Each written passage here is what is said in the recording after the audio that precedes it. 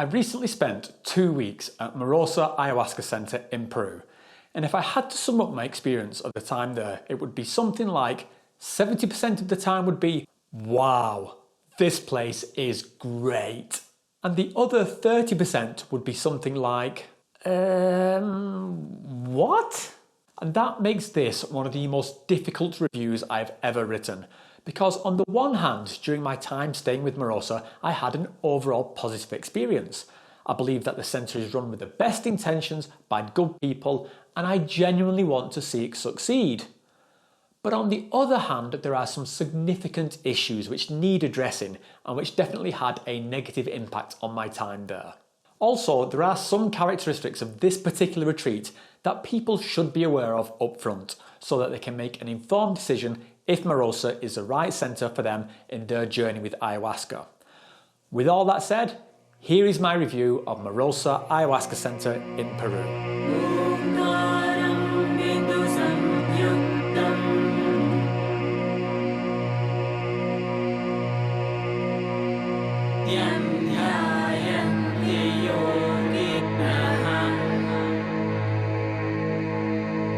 So just a quick note about myself and how I approach these reviews. The intention here is to give an honest, objective opinion of my experience at the centre as a normal paying guest. I'm not financially associated with this or any other ayahuasca centres, and whenever I do one of these reviews, it's always paid for in full by me, just as it would be for any of you. I don't ask for any special treatment in return for favours, so there is no incentive for me to have an opinion one way or another. My only obligation is to you, to whoever is watching this, to be as honest and unbiased as possible so that you can make up your own minds as to whether this looks like the right fit for you. Over the years, I've been on retreats with about 10 different organisations, and that ranges from purpose-built mega centres to places that were pretty much camping in the woods.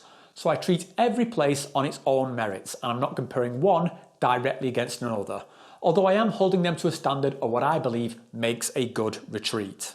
I'm not going to discuss or factor in my personal experiences with the various plant medicines within this review because they are not relevant to my opinion of the retreat itself. After all, you could be at a luxurious mega centre and have a shitty psychedelic experience, and you could be staying in a rundown shed in the middle of nowhere and have the most transcendent night of your life. So I'm going to separate out my subjective experiences from my objective opinion of the place itself.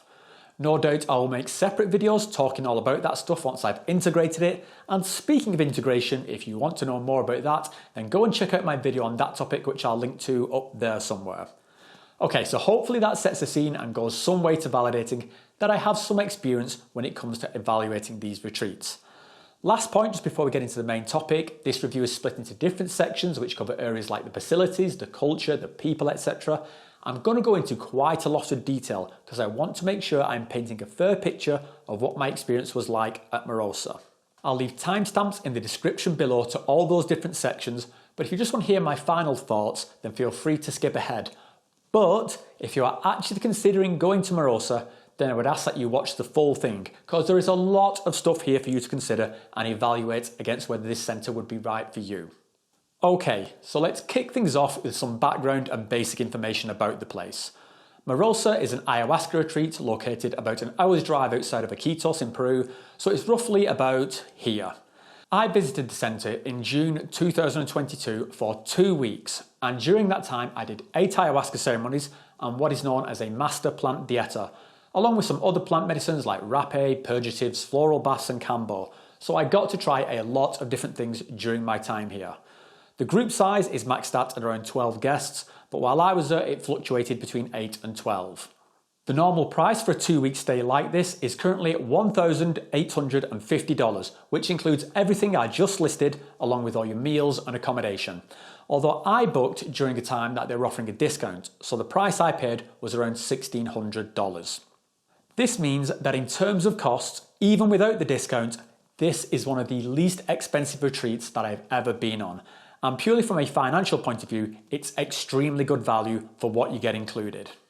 The centre is predominantly owned by a Shipibo family, the most visible of which is Maestra Angela, who administers most of the plant medicines that you'll take during your stay here, and her son-in-law Tony, who is the main go-to guy for the day-to-day operation of the centre. The western face of the retreat is a guy called Jordan Adams who handles things like bookings and the website, and we'll be talking a little bit more about Jordan later on. Now, during my visit there were also 2 other Shipibo shamans during the ceremonies, and there were several other members of the family who do things like cooking, cleaning and laundry.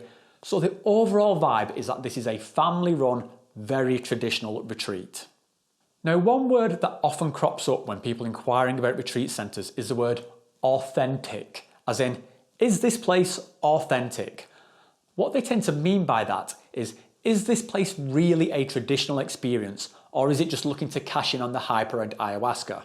And if that's your concern, then I would say that the experience at Marosa is definitely authentic, perhaps even too authentic for some people, because life at Marosa is very simple.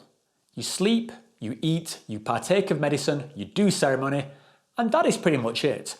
There aren't really any other activities or a huge amount of socialising that goes on, so if what you're looking for is a group bonding experience with loads of things to do, this might not be your cup of tea. But for me, as a bit of an introvert who's there primarily to focus on myself, it suited me just fine. And I actually think Marosa should lean into this aspect more, because staying here doesn't feel like you're staying at a typical retreat centre. It feels like you're visiting a shamanic village. And by that, I mean the maestros are literally living right there on the site, and you can feel that in the atmosphere of the place. This is primarily their home, and you are a guest there. Now, the positive of that is that if you're looking to immerse yourself deep into this way of life, then yeah, this is it. The downside to this is that what is happening around you is happening regardless, and it can feel like it doesn't particularly matter if you are there or not. Like I said, this is not a curated experience in that no one is going to tell you what is happening and when. It's simply a case of being in the right place at the right time and stuff will happen, but the onus is on you to kind of look after yourself and be there. Now, some people might like that, but for others, I can imagine it can feel a little bit disconnected, and I'll go into that in more detail in the next section. Now, I do think it's worth mentioning that Marosa is a pretty new centre in that although it opened in 2019, that was just before the pandemic hit, so realistically it wasn't taking many customers until the end of 2021. So in that regard, this is a fledgling centre which is still working out a lot of the details for what is needed to host groups, and what I mean by that will become apparent as we get through this review. So let's talk about the facilities at Marosa.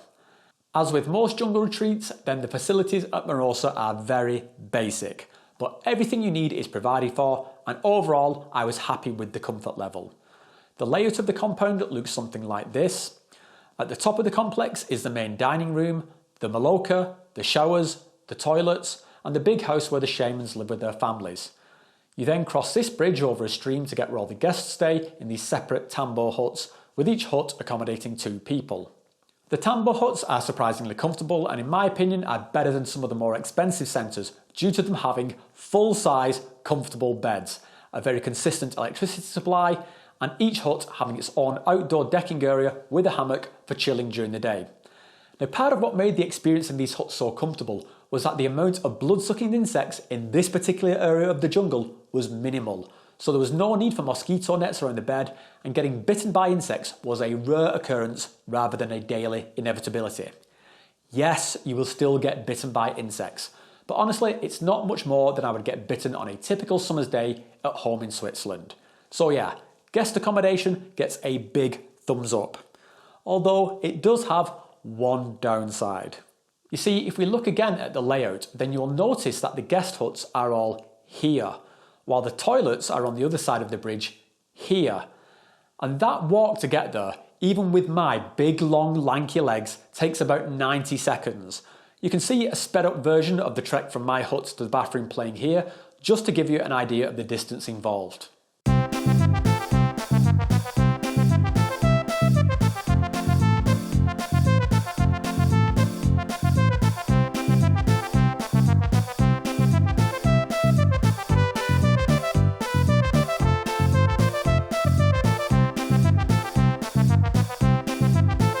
Now, this is certainly not a deal breaker, but it's something to keep in mind as to where your comfort zone is when looking at a retreat like this, particularly when it involves ayahuasca, which can vastly increase the frequency at which you need to take a shit. So doing this walk multiple times an hour is not uncommon. Also factor in that some of those journeys might be happening in the middle of the night when it's absolutely pitch black with the untamed jungle just outside of your field of vision. On top of that, factor in how you'll feel about doing this bathroom walk if it just so happens to be pouring with rain, as it frequently does in the Amazon. Because, walking through a jungle rainstorm for 90 seconds will have you completely piss wet through, and then you'll have to walk back again. Like I said, whether or not this is a deal breaker for you will depend on how adventurous you are. But on a serious note, it does mean that for anyone who has problems with mobility or who has bowel issues which require frequent trips to the bathroom should put some serious consideration into whether this centre will be right for them. Now, I did speak to the centre about the possibility of building some additional bathrooms closer to the guest huts, and they said that this was something they plan on doing in the future, so hopefully this situation will change. But until then, going to the bathroom, it's a bit of a chore. Moving on to the other facilities, they have a nice big maloca with plenty of space which is used for ceremonies, and I'll talk some more about that later. The dining room is basic but functional, and it does exactly what it's supposed to do. The jungle ayahuasca diet is notoriously bland, and so you have to balance your expectations around the kind of food that you're going to be eating. But that said, I really enjoyed the food at Marosa. There was always plenty of food to go around, plenty of fresh fruit, so I never went hungry, and the food quality was top notch with enough variety as can be managed, and most importantly, it felt clean and healthy. I did have some special diet requirements because I don't eat fish, and the centre was happy to accommodate that, and I just have to add that the guy who made all the meals was one of the nicest and friendliest people I've ever met. Finally, in terms of facilities, while I was there, the centre had just started expanding out the stream which runs through the middle of the complex into a kind of mini swimming lagoon. Now, the footage I'm showing here is from a different swimming area on a neighbouring property, so while this one at Marosa will not be exactly like this, it is my understanding that they are aiming for the same kind of thing, so like a natural flowing swimming area rather than a constructed pool, and I think they said that we're finished within the next couple of weeks. Now, there is something I need to mention which strictly speaking is not part of Marosa's facilities, but it does need highlighting, and this is the most relevant section to put it under. The road by which you get to the centre and the manner in which you traverse it is an ordeal. What I mean by this is that once you get off the main highway which comes from Iquitos, you have to go down what can only be described as a dirt track for about the next 15 to 20 minutes, and the only way to get across this is by tuk-tuk. Now that in itself would be fine, except this is no average dirt road. Like, the experience of getting to this centre is like being on a rickety wooden roller coaster, and if that sounds like fun, then believe me, it isn't. I have been on off-road motorbike tracks that were easier to navigate than this. It has got some incredibly steep hills both up and down, it's an extremely uncomfortable ride, and in several places you would have to get out and help push the tuk-tuk up the hill. So like I said, it's definitely authentic, but maybe a little bit too authentic for some people. Also, like I just mentioned with the bathrooms, try and factor in what that situation looks like if it's raining and you're sliding about in the mud trying to push a tuk-tuk up a hill. Trust me, it soon loses its charm and raises questions about what would happen in a worst case scenario. Now, while I was there was some work being done to improve the quality of the road, and I was glad to see that happening because it is sorely needed. But realistically, this is a big task that is going to take a considerable amount of time, so again, factor this into your decision process before booking this centre. Can you take being banged about on the equivalent of a rickety roller coaster for 20 minutes? If not, then maybe this is not the centre for you, at least until they get that road evened out. Now let's move on to the people and the culture. Okay, here is where things start to get tricky. I want to say straight away that I truly believe that the team at Marosa have their heart in the right place. To me, these seem like good people who are really trying, and I completely support what they are doing. But there are several things that I had major issues with and which had a negative impact on my time there. Now again, I really want to stress that these are not bad people, nor do I think there is anything sinister going on. The problem is that the team there at Marosa, if you could even call it a team, is so incredibly understaffed and disorganised That stuff either just doesn't happen, or it happens in a way that feels chaotic, or like they don't give a shit, or like they don't know what they're doing. Now, after talking with them, I am fairly certain that they do give a shit, but nevertheless, during my time there, stuff was happening that stressed me out, and stress is not something I expect to happen on a healing medicinal retreat. In order to illustrate this, I'm going to have to give a few examples, and I think you'll see that these things are all connected together. So my first impression when we pulled up at the centre, I could not help but notice there was a lot of garbage just strewn about all over the place. Like everywhere I looked, there was plastic bottles, empty packets of laundry detergent, plastic bag, beer bottles, and this is in the main pathways of the retreat, so it's not like it was something tucked out of sight. You know, for a centre which makes a big deal on its website about how it's connected to nature and does not use artificial products, I found this pretty shocking. You know, I would have hoped that the people running this centre care enough about their environment not to drop litter all over it, but at the very least I would have hoped they would clean it up before paying guests arrive in order to make a good impression. But there it was, and it looked awful. Following on from that, upon arrival, there was no welcome, no introduction, no friendly meeting with the staff telling us who is who, no one showed us around, no one told us the rules of the place, what we can or can't do, when things happen. There was nothing. We were basically just left to figure it out. There was no dedicated one-on-one time with either the staff or the shamans. We could explain what you'd come for or what your intention was. You know, if you had any questions about the medicine, what to do if you need help during ceremony. Nothing. And that situation did not change during my entire 2-week stay at Marosa, even after I pointed this out on multiple occasions. Still today, as I write this review, I am none the wiser about what the rules and the guidelines are for this centre because nobody has taken the time to explain it to me. So after this non-introduction, a guy arrives to take us to our tambo hut and take our payment for the retreat. Now, as I mentioned at the beginning of this review, I booked this retreat at a time when they were offering a discount, but nobody had told this guy. So he started getting a bit pissy, as if I was like trying to rip him off or shortchange him. And yeah, I just do not need this kind of stressful shit just because you guys cannot organise yourselves. There's fucking garbage everywhere, nobody's telling us anything, and now I'm being made to feel like a cunt over a discount that you guys offered. So yeah, as far as first impressions go, this was bad. Now, the reason for this wasn't obvious at first, but it became apparent as the days went on. There was no one facilitating the retreat. As in, during my time at Marosa, there was no one person whose job it was to put the well-being of the guests first and to ensure that the healing process that people have invested their time, money and mental well-being in is running smoothly. So let me just restate that to be absolutely clear. At Marosa, during the time that I was there were no facilitators.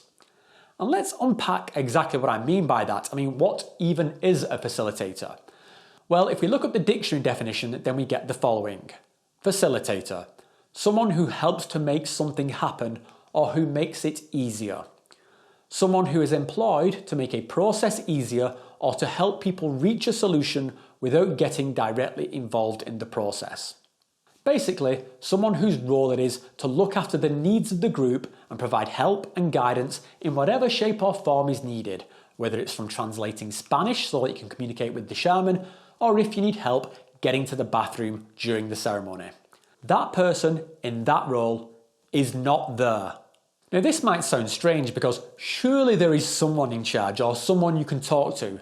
And the answer is, yeah, kind of, but not really. I mean, there is Tony, who owns a centre, who is maybe 25% of the time. And then there are 2 people who describe themselves as facilitators, but are actually just long-term paying guests who are going through their own process with the medicines.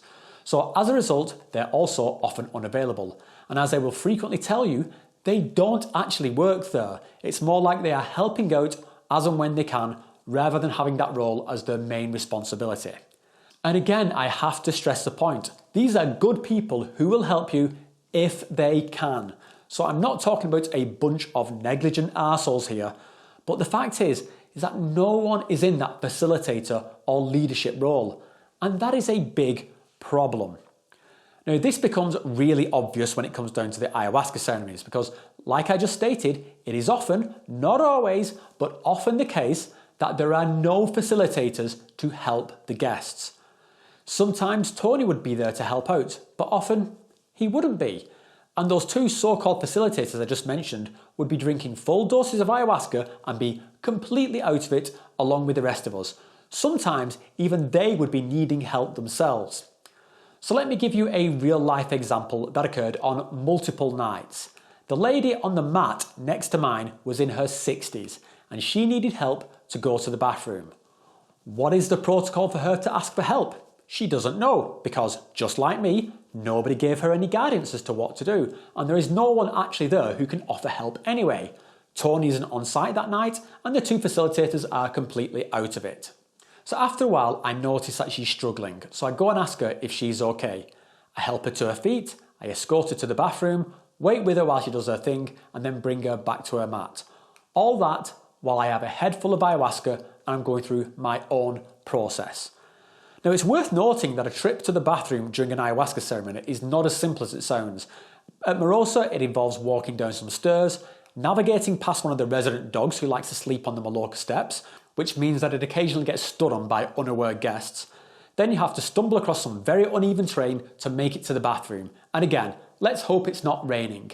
My point is that it's not an easy trip, and even with my help, this lady was struggling. Now, I'm actually glad I was able to be there for her, and it felt good to help out. But I have to be blunt here. That's not my fucking job. Just like it's not my job to have to ask every conceivable question just because nobody could get their shit organised and tell the guests what the guidelines are for this centre. What if I hadn't been capable of helping her out? Who else would have done it? Yeah, I don't know. The end result of this is that there were several nights that I was going into ceremony with this kind of stuff on my mind, either feeling confused, annoyed, or just wondering if I should take a low dose so that I can be available to help people who need it. It completely got in the way of my own process, and that is the opposite of what a retreat should do. A retreat should enable a person to go through their own journey, and in that regard, I feel let down by Marosa. Another thing to note is that this is not the kind of place where groups start together on one fixed day, spend the week together and then move on. We had people dropping in and dropping out of the group on Saturday, Sunday, Wednesday, so you do not have this cohesive sense of a group bonding and moving through the process together. It's a little bit disjointed, and perhaps that goes some way to explaining why it was so difficult for them to give a consistent welcome to the centre. One final example of the gaps in the organisation was when it came to leaving. None of the staff seemed on the ball about when the guests needed to leave, and people started stressing out because they had flights that day leaving in a few hours. Who was on top of the situation, managing the needs of the guests for a smooth and peaceful exit from the retreat? Nobody. It was handled in such a cavalier way that it was visibly frustrating people and made what should be a really simple, fond goodbye into something unnecessarily chaotic. I could give a fairly long list of other similar unnecessary events which cast a shadow over this retreat, but at that point it would just be me complaining, so I'll move on. But I will just say that this lack of organisation, lack of consistent facilitation and lack of leadership was an ongoing source of frustration and concern throughout the entire 2-week stay. And there's no nice way of saying it, it really pissed me off. As far as I'm concerned, this stuff is the absolute hospitality basics. So if you can't look after the land without covering it in garbage, and you can't make your paying guests feel welcome, and you don't have the staff to help people during ceremony, then you should probably have a good, long think about what kind of experience you are providing. Now, I will say in their defence that I have raised all these points to the team at Marosa. They apologised and they stated they will take steps to address it. For things like the garbage on the floor, they did make an effort to clean it all up, so after a couple of days, that particular issue was fixed. Outside of the medicine activities and the meal times, there isn't really anything else that happens on this retreat, so for the majority of the time, you pretty much need to keep yourself entertained. They do host an arts and craft market on one day during the week where you can buy Shipibo goods made by the shamans and their families, and they do offer an optional riverboat trip to see some local wildlife like snakes, monkeys and sloths, and that costs an additional $100. And to be honest, this was fine for me. When I booked this particular retreat, what I had in mind was some long periods of quiet rest and introspection, and that was what I got. I just spent my days reading, meditating, listening to podcasts, just really taking it easy, which was exactly what I wanted. I will say that there aren't really any social spaces for just hanging out and mingling with your fellow guests. You can always use the dining room in the Maloka, but it's not exactly the same as a dedicated social area. Now, one thing that particularly stood out at this retreat is that it doesn't have any kind of group share activity where people talk about their experience with the medicine. Now, I know some people think group share is a bit tedious, so if you're one of those, then you're in luck. If, however, you find value in listening to others talk about what they went through, well, it just doesn't happen. And sure, you can always approach someone and ask them about it, but that's not the same as holding a space for people to give voice to the crazy experiences that they're going through. And again, you could probably trace this back to the lack of dedicated facilitators because there's no one to step up and actually lead this kind of gathering. So let's talk about the ceremonies and the medicine. So apart from the topic of facilitation, which I already covered, then the ceremonies themselves in terms of what happens are absolutely great. Like during my time there at the center, there were 3 maestros present during each ceremony, and each would sing in their own unique styles, and it was just amazing. You know, I personally adore the Shipibo tradition and their style of Iquitos, and each maestro would go around and sit in front of each person and sing directly at them, which was awesome. So in terms of the healing and spiritual experience from the maestros to me as a recipient and how all that was orchestrated, then Marosa absolutely nailed it. I think this is worth driving home because if the thing that is most important to you is what happens within this ceremony and you are comfortable with looking after yourself, then this centre has you covered. You know, what happens in that Maloka from a shamanic point of view is just as good as what happens at other centres which charge 2 or 3 times as much as what Marosa do. And because the group size is smaller, you have plenty of space between the mats and you feel like you have a good connection with the shamans and the Iquitos. As well as ayahuasca, there were various other kinds of medicine given such as liquid rapé, cambo, purgatives, vapor baths, floral baths, and each of these was handled really well in terms of receiving the medicine.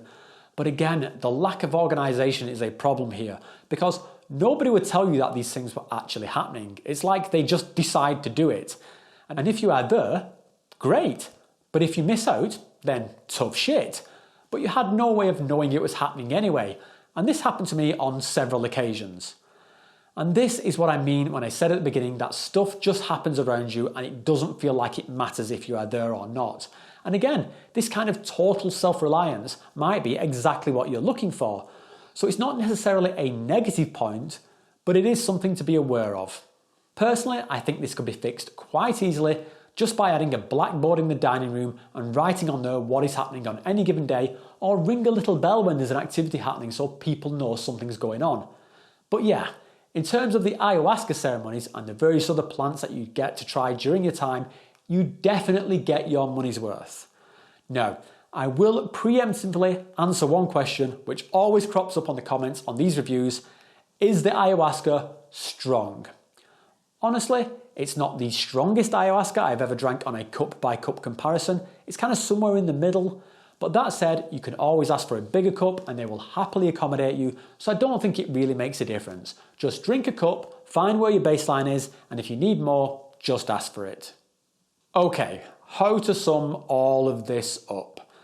Marosa is a diamond in the rough, in that when you look at it from certain angles, then this centre is not only up there with the best of them, it actually carves its own unique niche with this kind of shamanic village vibe. The people are great, the ceremonies are awesome, the accommodation is comfortable, the location is beautiful and peaceful. There is a lot to love about this place, and after spending 2 weeks there, it has a place in my heart. But, like I said, it's a diamond in the rough, and when you turn it around slightly and look at it from a different angle, then you can see that it clearly needs a lot more work. It seems obvious to me that they are going through some growing pains after the pandemic, but as much as I want to, I cannot give them a free pass. They really need someone to step up and manage the guests, because their failure to do so is derailing all their good work and it's creating unnecessary stress. Now, in the worst case scenario, I think that them doing ceremony with 10 guests in the room and no sober facilitators is completely unacceptable. Now, maybe this stuff that I mentioned would be less of a big deal to you than it was to me, and that's for you to decide. But hey, this is my review and I have to be truthful about how I feel about my time there. So, with all that said and trying to be as fair and as balanced as possible, did I have an overall positive experience at Marosa? Yes. What made it a positive experience? Well, it was the small group size, the simplicity of the place, the shamans, the food, the ayahuasca ceremonies, and the wide variety of medicine experiences. Now, can I honestly recommend Marosa to everyone as a complete win-win, totally awesome experience? No. And that pains me to say that, because the heart of this place is so good, but the execution was so haphazard that there is no way I can sit here and universally declare, guys, go to Marosa, this is the place to go. I cannot say that as much as I might want to. I mean, I spent 2 weeks out there and it's hard not to become attached to the people and the experience as a whole, but I have to be objective here. Now, to be absolutely clear, this is not to say that Marosa is a bad centre. But if someone is asking me the question, where would you recommend? And the choice is between Centre A, that is clean of garbage, makes you feel welcome, has staff available to help the guests, and is experienced and organised enough to make your time there feel effortless, or if the second choice is Centre B, which doesn't do any of that stuff, then obviously I'm going to recommend Centre A. And unfortunately, Centre A clearly is not Marosa. Now, as I've mentioned, this is still a young centre which is finding its feet, and I genuinely see them looking to improve. When I got home, I had a long conversation with Jordan Adams, who helps to run Marosa, and he was a great guy. He took everything on board, he wasn't defensive, he acknowledged the issues, and he said he's going to take steps to address them. And I genuinely believe that he, along with the other people at Marosa, are going to improve. And I can totally imagine going back there in a year and having a vastly different and smoother experience. So pay attention to the date on this video, because while what I am saying is accurate of my experience in June 2022, it might not be the case in 2023. Time will tell, and yeah, maybe at some point I will need to do a follow-up to this review. Okay, so if I would not recommend this centre to everyone, then to whom would I recommend it? Well, I would say that if you're an experienced traveller, preferably one who speaks some Spanish, with an adventurous spirit who genuinely doesn't mind being way out of their comfort zone and has the emotional and psychological fortitude to completely look after themselves, including during ayahuasca ceremonies, then you will probably have a good experience at Marosa. Likewise, for anyone who has wanted to completely immerse themselves in that shamanic lifestyle and is genuinely looking for an authentic plant medicine experience, yeah, look no further. Like I said at the beginning, being here is more like living in a shamanic village than staying at a typical retreat centre. Okay, so who would I absolutely not recommend this centre to? Anyone who has issues with stress or anxiety, which might be exacerbated by the lack of hands-on support. Anyone who has mobility problems or for whom long walks over uneven terrain would be an issue, especially if it's muddy and slippery. Anyone who has injuries or infirmities which would be antagonised by the bumpy off-road trip needed to get to the centre. Seriously, if you're the kind of person that finds fairground rides painful, then this is probably not the right place for you. Now, I have to mention the price, because I know from talking to people in my community that this is one of the things that makes Marosa so attractive. At a time when other retreats are costing $2,000 per week or $3,000 per week, or in some cases $5,000 per week, then to see a place like Marosa offering the level of comfort and medicines that they do for $1,000 per week with the kind of small group sizes that they have, yeah, that is pretty amazing. Despite my criticisms of the place, this is not a cash grab. This is the real deal. And you can see people putting their souls into this place. And with just a few tweaks, this place could be something truly special. So here is my advice for Marosa. Start your guests on the same day. Give them a consistent welcome. Have someone whose role it is to look after them throughout the entire retreat. And doing this will not only make their experience better, but it will make your lives easier because you won't have to deal with stressed out guests. Be better at communicating what is going on. A simple blackboard in a public space can really help here. Recognize that you are not some small haphazard center winging it from day to day by the seat of your pants. You are hosting groups of 10 plus people who have traveled thousands of miles to be there, and they might be pinning their emotional and psychological health on what happens within this space that you are providing. You have a responsibility to these people, also to yourself and to the tradition that you are representing. And as someone who loves these traditions and wants to see you guys succeed, please, please, please, please take all of this on board. And I hope that in a year or so, I will be recording an update to this video about how much you've turned it all around. So that is it for this retreat review. I had a lot to say and I hope you found it useful. If you enjoyed this video, then please like and subscribe and check out this playlist linked above, which contains all my previous reviews of ayahuasca and other plant medicine retreats. I would love to hear the opinion of you guys in the comments below. Have you been to Marosa? Are you planning on going there? Do you agree or disagree with what I said about the place? Let me know. Let's have a chat about it. I want to give a shout out to everyone who supports this channel, especially those who do so via Patreon or direct donation. And you'll see those people mentioned here somewhere. But also to everyone who's taken the time to watch an advert here on YouTube before this video. As I'm sure you were, these retreats do have a certain cost associated with them, and so the support from all of you guys in whatever shape or form helps mitigate that. So again, thanks to all of you. For anyone who wants to get in touch, then all my contact details like email and social media are here on my YouTube profile page, as well as in the description text on the video. So reach out to me on Discord or Reddit or Instagram. I also do fairly frequent live streams where you can call in and have a chat, so look out for them. And yeah, I think that is about it. So I will catch you guys next time on Adeptus Psychonautica.